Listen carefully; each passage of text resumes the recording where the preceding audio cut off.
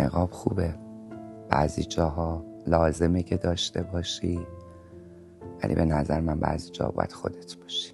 اما از بعد از این 2 سال خورده‌ای، 2 سال و اندی، الان دیگه یه نقابی همیشه به چهرمه، بیرون از خونه با مردمم تو اجتماع، که وانمود کنم که خوشحالم.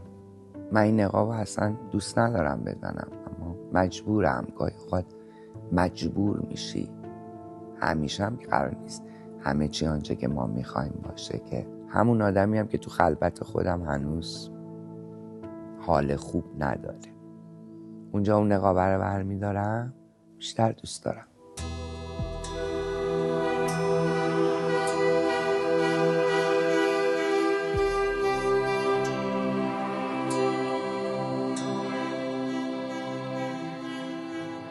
من همیشه میگم آدم ها تو شرایط سخت دور و بری‌ها رو بیشتر میشناسن و برای من واقعا این اتفاق افتاد و من شاید 22 روز فقط در سکوت به این آدم ها نگاه میکردم در مراسم از دست دادن فرزندم. من معمولا آدمی بودم بسیار پرشور و حال، بسیار پر انرژی، کمتر سکوت میکردم. شاید اون سکوته بیشتر داشتم درون اون سکوته واقعیت ها رو بهتر لمس میکردم.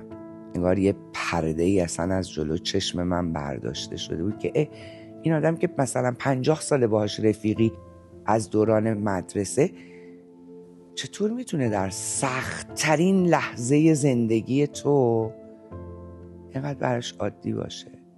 ولی برای من عادی نبود. کمتر به آدم ها اعتماد میکنم. میگم کامل عوض نشدم، محتاط‌تر شدم، کمتر حرف میزنم. جهان من، شاید باور نکنین، جهان من عوض شد. دوست ندارم، هیچ کس رو دوست ندارم. مثلا مخصوصا تو اون لحظه‌ای که میدونم دارم الان در حال رشد کردنم، احساس میکنم دارم رشد میکنم، هی میبینم هر روز دارم بیشتر یه چیزی میفهمم. دوست ندارم اون تنهایی رو در اون موقع رشد با کسی تقسیمش کنم. اما یه چیزی که منو هنوز شاید به اون قهقرای تنهایی نبرده، واقعا وجود فرزند دیگرم هست و همسرم. آریان به من میگه مامان، من و شما و بابا دیگه از این به بعد آن و آفیم. خیلی جمله قشنگ. میگفت یه دفعه داریم میخندیم، راستم میگه، یهو یاد یه چیزی میافتیم ناخودآگاه. من حتی دارم غذا درست میکنم یاد میگفتم، یهو شروع میکنم به گریه کردن خاطره رو. بعد مثلا 10 دقیقه بعد یهو دوباره آروم میشم. میخوان رشدت بده خداوند و میبینه هر چی بهت میگه متوجه نیستی.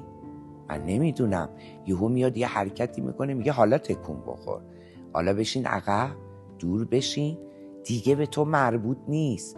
آقا ببینی این مشکل داره بدوی تو، اصلا کجایی؟ ما به این دنیا اومدیم باید خطا کنیم، چون با خطاهامون رشد میکنیم. تا خطا نکنیم بزرگ نمیشیم، رشد نمیکنیم. عشق یعنی کمک کردن از نظر شما؟ 100% از همه چی. کمک به چه میدونم ذهن ناآروم کسی، کمک به آن چیزی که از دستت برمیاد طرفتو خوشحال کنی. اصلا عشق بدی، چه به انسان، چه به طبیعت، چه به همه چی. اصلا جهان هستی جز عشق چیزی نیست.